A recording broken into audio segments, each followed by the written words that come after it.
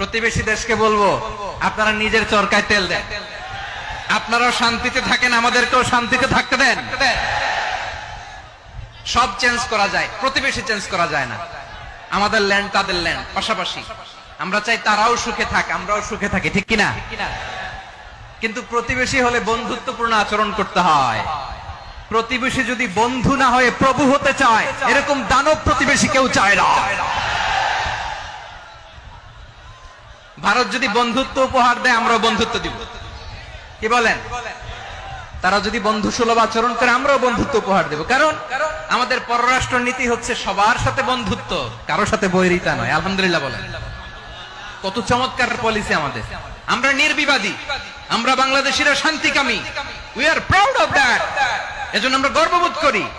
আমাদের পররাষ্ট্র নীতি সবার সাথে বন্ধুত্ব, কারোর সাথে শত্রুতা নয়। তাই প্রতিবেশী দেশকে বলবো, আমার ভাইয়েরা, আপনারাও আমাদের ভাই, বন্ধুত্ব দিলে বন্ধুত্ব পাবেন। বন্ধুত্ব ইজ ওয়েলকাম, দাদাগিরি নয়। বন্ধুত্ব ওয়েলকাম, দাদাগিরি নয়। Loud and clear.